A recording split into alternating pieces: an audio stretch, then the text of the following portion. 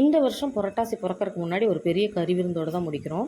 பார்த்திங்கன்னா மகிக்கு காது குத்தி மொட்டை அடித்தோம் குலதெய்வ கோயிலில் ஒரு 10 நாளுக்கு முன்னாடி. விருந்து வந்து 10 நாள் கழித்து தான் மண்டபத்தில் ஏற்பாடு பண்ணியிருந்தாங்க. இதுதான் பெஸ்ட் ஐடியான்னு கூட நான் சொல்லுவேன். நான் நிறைய காது குத்து கறி விருந்துக்கு போயிருக்கேன். காலையில் காது குத்திருப்பாங்க. அதுக்காக அதிகாலையில் எழுந்திரிச்சு கோயிலில் எங்கேயோ மண்டபத்துக்கோ வந்து குழந்தைங்களுக்கு காதை குத்திட்டு அன்னைக்கு ஆஃப்டர்நூனே கறி விருந்தும் போடுவாங்க. குழந்தைங்க நேரத்தில் எழுந்திரிச்சா அந்த தூக்கம் இல்லாதது காது குத்தின வலியோட ஃபங்க்ஷன் நடக்கும்போது குழந்தைங்க ஸ்டேஜ்லேயே இருக்க மாட்டாங்க. முடியாதுப்பா குழந்தைங்கனால தூங்கிடுவாங்க.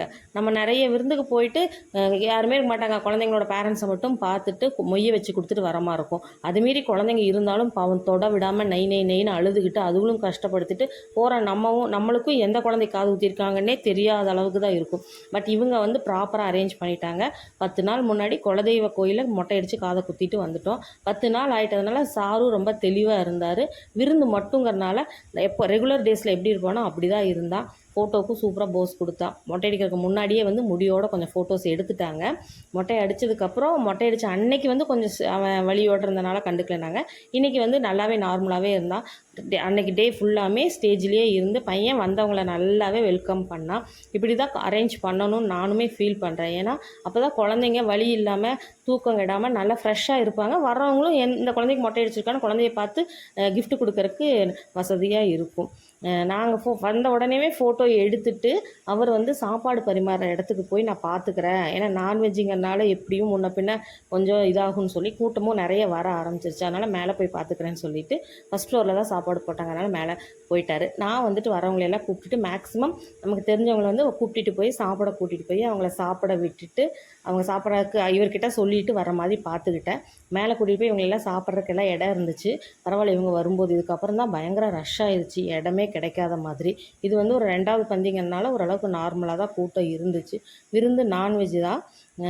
எல்லாம் சாப்பிட்றதுக்கெல்லாம் உட்காந்துட்டாங்க. என்னையும் சாப்பிட கூப்பிட்டாங்க. நான் வந்து இல்லை கொஞ்சம் நேரம் ஆகட்டும், காலையில் வந்து கொஞ்சம் லைட் டிஃபன் தான் சாப்பிட்டா கூட இப்போ வேண்டாம், கூட்டம் வர ஆரம்பிக்குது, சரி எல்லோரும் உட்காரட்டும், நம்ம கடைசியில் சாப்பிட்டுக்கலாம், எப்படி பிரியாங்க எல்லாருமே மெதுவாக தான் சாப்பிடும், அவங்களோட சாப்பிட்டுக்கலான்னு சொல்லிட்டு நான் இப்போ சாப்பிடலைன்னு சொல்லிட்டேன். இவங்க சாப்பிட்டுட்டு இருக்கும்போதே உள்ளே இருந்து எங்கள் அக்கா ஃபேமிலியும் இருந்தாங்க, இவரோட அண்ணா ஃபேமிலி. அவங்களையும் போய் பார்த்துட்டு பாப்பாங்க 2 பேரை மட்டும் கொஞ்சம் சாப்பிட சொல்லி அனுப்பிடலாம். ஏன்னா அவங்க கூட்டம் வந்துருச்சுன்னா இவங்கள பார்த்துட்டு இருக்க முடியாது. மேடம் வந்து கொஞ்சம் எங்கள் பெரிய பாப்பாலாம் கொஞ்சம் மெதுவாக தான் சாப்பிடுவா. 2வது ரொம்ப லேட் ஆகிட்டா பசி ஜாஸ்தி ஆயிடுச்சுன்னா அவங்க கேட்கவும் மாட்டாங்க. யூஸ்வலாக எங்கே போனாலும் பசிக்குதுன்னோ இது வேணும். அதனால் ஃபஸ்ட்டு அவங்க 2 பேரை மட்டும் என்ன பண்ணினேன்னா, சபரியோட ஃப்ரெண்ட்ஸ் 2 பேர் இருந்தாங்க. அவங்களோட போங்க சாமி, தயவு செஞ்சு போய் நீங்கள் சாப்பிட்ருங்க, நானும் அப்பாவும் மெதுவாக சாப்பிட்டுக்குறோம் அப்படின்னு சொல்லிட்டு அவங்க 2 பேரையும் இவங்களோட சேர்த்து அனுப்பி வச்சுட்டேன். ஆக்சுவலாக அவங்க போயிட்டு எனக்கும் கூட இடம் பிடிச்சிருக்காங்க. நான் தான் வந்துட்டு கீழே வந்தவன் மறுபடியும் வந்த கெஸ்ட்டையெல்லாம் பார்த்துட்டு இருந்தவன் மேலே மறுபடியும் போகலை. கொஞ்சம் நேரம் கழித்து மேலே போய் பார்க்கும்போது அவங்களாம் சாப்பிட்டுட்டு இருந்தாங்க. வந்திருந்தால் உங்களுக்கு இடம் பிடிச்சி வச்சோம், அதுக்கப்புறம் நீங்கள் வரலைங்கிறனால தான் விட்டுட்டோம் அப்படின்னாங்க.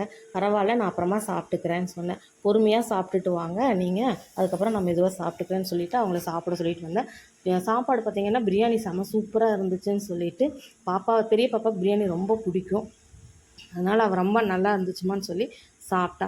ஃபங்க்ஷன்னாவே குழந்தைங்களுக்கு தான் எப்போவுமே ஜாலி. நிறைய குட்டீஸ் இருந்துச்சு, எல்லாம் விளையாண்டுட்டு ரகலை பண்ணிவிட்டு. ஆக்சுவலாக ஃபோட்டோ எடுக்கிறேன்னு சொன்னால் மூஞ்சியே காட்டல, அவங்களுக்கே தெரியாமல் நான் வீடியோ எடுத்தேன். பேசாமல் உட்காந்துக்குச்சுங்க. அதுக்கு பாட்டுக்கு விளையாண்டுட்டு நம்ம வீடியோ எடுக்கிறோன்னு தெரிஞ்சால் மூஞ்சியை திருப்பிக்கிறாங்க. அவங்களெல்லாம் விளையாட விட்டுட்டு எடுத்தோம்னா தான் முகம் காட்டுறாங்க. அவங்க ஃபோட்டோஸ் எல்லாம் எடுத்து முடித்தோடனே அங்கே வந்து டிஜே செட்டு வேறு வச்சுருந்தாங்க. ஆளெல்லாம் வரல, ஸ்பீக்கர் பாக்ஸ் மட்டும் வச்சுட்டு இதில் ப்ளூடூத்தில் கனெக்ட் பண்ணி நீங்களே பாட்டு போட்டுக்கோங்கன்னு சொல்லிட்டு குழந்தைங்களுக்கு அதுதான் சந்தோஷம். சூப்பராக பாட்டை போட்டு டான்ஸ் ஆடிட்டு இருந்தாங்க. கடைசி ஆக மகிழும் கூட சேர்ந்துட்டு டான்ஸ் ஆட போயிட்டான். அவனுக்குமே ரொம்ப ஜாலியாக தான், அதான் சொன்னாலே அவன் எனக்கு ஃப்ரெஷ்ஷாக இருந்தனால அவனுக்குமே ஜாலியாக தான் இருந்துச்சு. நானும் பாப்பாவும் ஒரு செல்ஃபி எடுத்துக்கிட்டு குழந்தைங்க விளையாடுறதையெல்லாம் வேடிக்கை பார்த்துட்டே இருந்தோம். பார்த்திங்கன்னா செமையாக டான்ஸ் ஆடிட்டு இருந்தாங்க எல்லாருமே. குட்டீஸ் எல்லாமே சின்ன சின்ன குட்டீஸ் தான். பாட்டு போட்டு விட்டோன்னே செம்ம ஜாலியாக டான்ஸ் ஆடிச்சுங்க.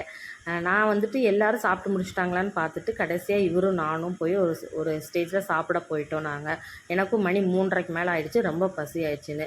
மெனு என்னன்னு சொல்லிடுறேன்.